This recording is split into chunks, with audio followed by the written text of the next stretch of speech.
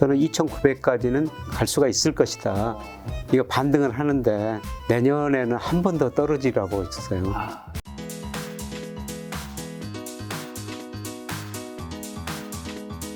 요즘에 사실 주식 시장이 별로 안 좋으니까 예. 유튜브에서도 조회수가 전부 이제 재테크 채널 조회수 다 빠졌거든요. 예.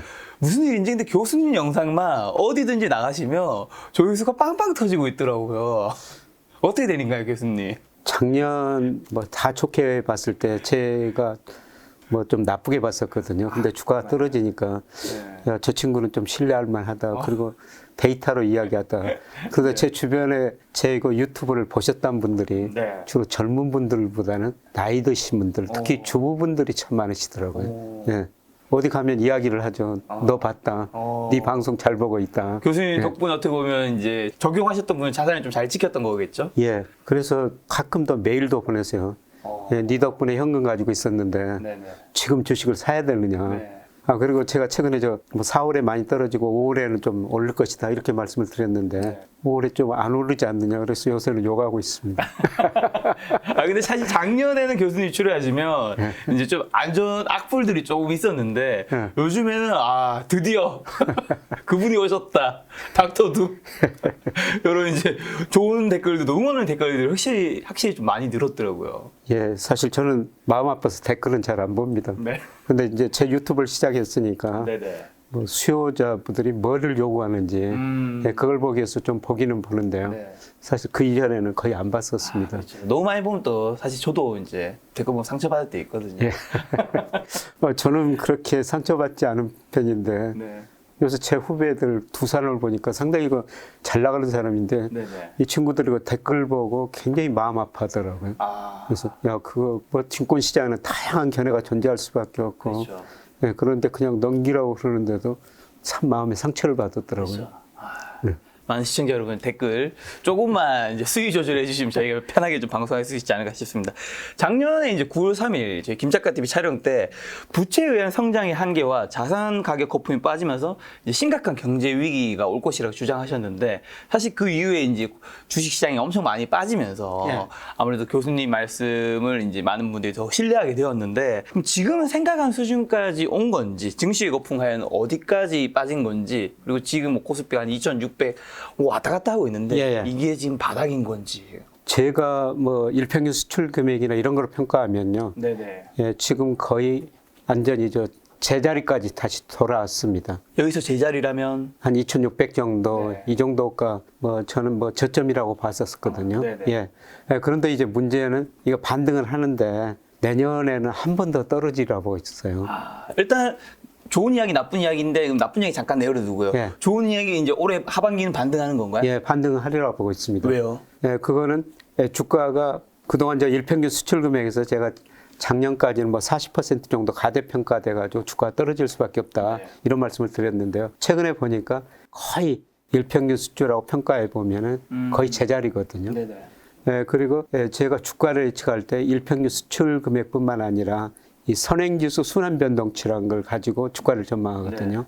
근데 선행지수 순환변동치는 통계재정에서 앞으로 경기를 보기 위해서 발표하는 지표인데요. 네. 그게 작년 6월을 정점으로 계속 꺾였거든요. 네. 예, 그래서 그걸 보고 주식 비중 좀 줄이셔야 된다 이런 말씀을 드렸는데 이게 올 7, 8, 9월 이쯤에는 일시적으로 반등을 하거든요. 이게 떨어지다가 우리가 저는 뭐 산도 옛날에 많이 다녔습니다만은 네네. 산을 내려오는데 뭐 이런 언덕이 있고 또 내려가지 않습니까? 지금 언덕쯤 이런 언덕이 하나 있어요. 네. 예, 그게 올 3분기 뭐 7, 8, 9월 뭐 이 무렵이라고 보고 있습니다. 네. 예, 그래서 그동안 주가가 저평가 영역에 들어섰기도 했고 그 다음에 일시적으로 경기 반등 국면이 있을 것이기 때문에 네. 주가가 반등하리라고 보고 있습니다. 반등하면 뭐 어디 정도까지 생각을 하시는 건가요? 저는 2,900 정도까지 보고 있어요. 지금부터 한 300포인트 정도네요. 예, 그러니까 한 10% 정도죠. 네. 사실 10%도 뭐 은행금리 따지면 굉장히 높은 수익률이거든요. 엄청 높은 거죠. 예, 그래서 제가 그렇게 보는 거는 우리나라 올해 명목 GDP를 한 4% 잡았는데요. 네. 뭐 4%는 물가 상승률이 있기 때문에 좀 더 될 것 같습니다. 그로 하면은 적정 주가가 한 2,900 정도 나오고요. 네. 그 다음에 제가 일평균 수출 금액을 예상하거든요. 그러게 되면은 10월 무렵에 그거로 해도 네. 적정 주가 2,900이 좀 넘어요. 네. 그래서 이런 걸 보고 저는 2,900까지는 갈 수가 있을 것이다. 예, 그런데 중요한 거는 뭐 이게 이제 추세 상승은 아니다. 작년에 추세가 상승 국면에 접으려면 3,000이 넘고 3,300까지 갔었는데요. 그걸 넘어서야 되거든요. 네. 아직 그 정도의 경제력, 기업 수익은 아니다. 네. 하락 과정에서 단기적인 반등이 앞으로 몇 개월 사이에 올 수 있다. 그렇게 좀 보고 있습니다. 지금 선행윤 지수 순환 변동치랑 이제 일평균 수출 금액이 이제 주가랑 같이 연동해서 많이 예. 보신다 했는데 일평균 수출 금액이랑 주가랑 이제 굉장히 상관관계가 있다라는 거는 아무래도 우리나라가 수출 주도 국가라서 그런 예, 건가요? 그렇죠. 예를 들어서 작년에 우리 그 GDP 중에서 수출이 차지하는 비중이 44%거든요. 그러니까 우리가 수출 의존도가 굉장히 높으니까 수출이 잘 되면 우리 경제 성장이 올라가고 수출이 안 되면 경제 성장이 떨어질 수밖에 없죠. 사실 우리 경제가 지난 그 1분기 전기비 0.7% 성장했는데요. 이 성장 내용을 보니까 소비도 줄었고 투자도 줄었거든요. 네, 그런데 순수출의 성장 기여도라고 그래가지고요. 수출 마이너스 수입의 성장 기여도거든요. 이게 1.4%포인트였어요. 그것 때문에 우리가 0.7% 성장한 거죠. 그래서 우리 경제는 절대적으로 수출에 의존한다, 성장이. 예, 그렇게 볼 수가 있는 거죠. 그럼 이제 장이 2,600에서 2,900으로 올라가면 지금 반등장에서는 우리가 사야 되는 건가요? 뭘 가지고 있어야 이제 소외되지 않을까요? 종목 간 차별화는 굉장히 심화될 겁니다. 예, 다 같이 그런데 오르는 게 아닌가요? 다 같이 뭐 10% 정도 오르는데요. 네네. 이 정도 오르는 과정에서 좀 차별화가 심화될 텐데 저는 그냥 ETF 10% 수익률 기대하고 사시는 것도 괜찮다고 생각하고 있어요. 이럴 때 종목을 잘못 고르면은 오히려 어떤 종목은 많이 오를 수가 있지만 자기가 가진 종목은 소외될 수가 있으니까요. 우선 ETF 뭐 사셔도 될 것 같고 코스피 200으로 구성된 ETF요. 섹터 ETF가 아니라 지수 ETF. 네, 지수 ETF. 네, 그리고 코스피 2,900 가면은 삼성전자도 저는 충분히 10% 이상은 오르리라고 보고 있습니다. 네, 그리고 요새 그 조선업종도 차별화가 되는데요. 요새 조선업종 담당자들, 애널리스트들 만나보니까 일부가 조선주들은 철강 가격이 올라서도 수요가 많이 늘어나가지고 그 많이 오르고요. 네, 그 다음에 조금 더 장기적으로 보면은 지금 탄소 제로 시대로 가는데 이 육상에서는 내연기관차를 전기차로 다 바꿔야 된다.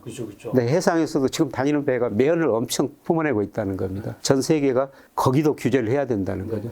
그 배들이 앞으로 다 바뀌어져야 된다는 겁니다. 그래서 그런 수요가 지금부터 시작되고 있다는 것이죠. 네, 그래서 조선업종 주가도 우리가 관심 있게 좀 지켜볼 필요가 있을 것 같습니다. 그러면 이제 삼성전자가 예를 들면 주가가 오르려면 네. 사실 외국인 매수세가 들어와야 되는 예, 예. 거잖아요. 외국인 매수세는 뭐 언제쯤 강하게 들어올까요? 강하게는 안 들어들어 조금씩 들어올 것 같습니다. 어떻게 그래서 5월 들어서 지금 외국인 순매도가 좀 많이 감소했거든요. 네네네. 일별로는 며칠씩 많이는 안 사지만 조금씩 사고 있어요. 그런데 그 가장 중요한 요소가 뭐냐면 환율이거든요. 네, 그렇죠. 외국인들이 단기적으로 우리 주식을 사고 팔 때 환율의 영향을 많이 받습니다. 근데 얼마 전에 원달러 환율이 1,290원까지 맞아요. 올라갔었는데요. 그리고 지금 1266에서 70 사이죠. 1,255, 네. 50에서 60 사이 지금 현재 그게 움직입니다. 네. 네, 저는 거기서 정점을 쳤다. 환율이 1,290원에서. 다시 1,300원 가고 그러진 않나요? 단기간에? 혹시라도 가더라도 아주 일시적이라고 보고 있습니다. 네. 이미 저는 정점을 쳤다고 보고 있고요. 네, 그게 1,200원이 지금 장기 추세 환율이거든요. 조만간 1,200원으로 가고 그 다음에 그 밑으로도 좀 떨어질 수가 있다.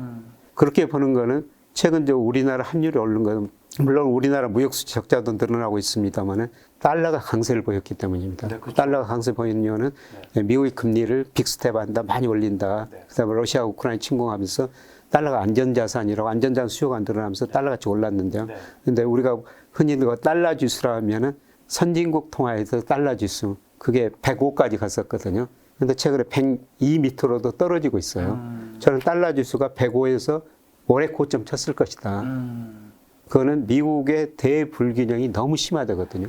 네, 미국의 무역수지 적자가 3월에 1,098억 달러였어요. 저는 한 달에 1,000억 달러 넘는 거는 처음 봤습니다. 이렇게 미국 사람들이 소비를 많이 하고 수입을 많이 하다 보니까 미국 적자가 그렇게 많이 늘어나고 있거든요. 근데 그 적자를 미국이 어떤 식으로 보전하고 있느냐. 외국인들이 미국 주식 사고 채권 사주고 뭐 우리 삼성전자, 현대차도 미국한테 직접 투자한다고 그러지만은 그런 자금으로 버티고 있거든요. 네, 그런데 지금 미국의 기술주 나스닥 지수가 30% 이상 떨어졌지 않습니까? 많이 빠졌죠. 이렇게 떨어진 거 보고 저는 투자자를 세계 투자자들이 과거처럼 미국 주식을 많이 안 사리라고 보고 있거든요. 그럼 미국으로 돈이 덜 들어갈 수밖에 없다. 네, 그러면 미국의 무역수지 적자가 줄어들어야 되는데 그걸 하면 미국 소비가 줄어들어야 되거든요. 이런 걸 반영하죠. 저는 달러 가치가 이제 하락세로 전환됐다. 네, 그러면 상대적으로 원화 가치는 오를 수밖에 없고 원화 가치가 오를 때 외국인들이 우리 주식을 샀다는 겁니다. 그래서 앞으로 3, 4개월 제가 주가가 오를 수 있다. 앞서 뭐 선행지 순환 변동치 일평균 수축 금액까지 말씀드렸습니다만은 저 외국인이 사면서 오르라고 보고 있습니다. 그럼 외국인이 살 때는 좀 어떤 주식 위주로 뭐 아무래도 큰 대형주인 삼성전자 위주로 사나요? 그렇죠. 한국을 대표하는 1등주들 사죠. 네, 그래서 아까 삼성전자를 말씀드린 겁니다. 그래서 삼성전자가 한 10% 오르면서 코스피가 한 10% 정도 상승할 수 있다. 그래서 사실 삼성전자가 지금도 지지부진하고요. 그렇죠. 정말 많은 분들이 삼성전자 사셨는데 뭐 앞으로 10% 정도는 뭐 수익률 아리라고 보고 있습니다. 예. 제발 올랐으면 좋겠습니다. 예, 저도 있었어요. 예. 뭐 지금 6만 7천 원이니까 10%라면은 7만 5천 원. 이게 9만 5천 원 갔었거든요. 맞습니다. 7만 5천 원도 굉장히 낮은 수준인데요. 저는 뭐 장기적으로 보면 삼성전자 다시 뭐 2, 3년 후에는 9만 5천 원, 10만 자 나오리라고 보고 있거든요. 그럼 좀 더 장기적으로 봤을 때 삼성전자가 사실 그 올해 초였나요? 하여튼 9만 5천 원 찍었을 때 네, 작년 초에. 작년 초였나요? 벌써 그게 작년 초예요? 예. 시간이 진짜 빨리 지났네. 그때 사실 많은 분들이 삼성전자 샀던 이유는 다 그 장기 차트 보면서 역시 삼성전자는 우리를 실망시키지 않을 거야 이런 얘기 많이 했었는데 진짜 한 10년, 20년 생각했을 때 삼성전자 보시면 삼성전자 차트가 예전에 그런 차트를 또 보여줄 수 있을까요, 교수님? 제가 10년 후는 잘 모르겠습니다. 근데 5년 후까지는 또 한 단계 올라가 있으리라고 생각해요. 정고점은 예, 정고점 돌파하고 10만 전자 5년 이내에 뭐 정고점 돌파하고 10만 원이 훨씬 더 넘어 있으리라고 보고 있습니다. 5년 이내. 예, 5년 이내. 10만 돌파한 날 교수님 다시 초대하세요. 맞습니다.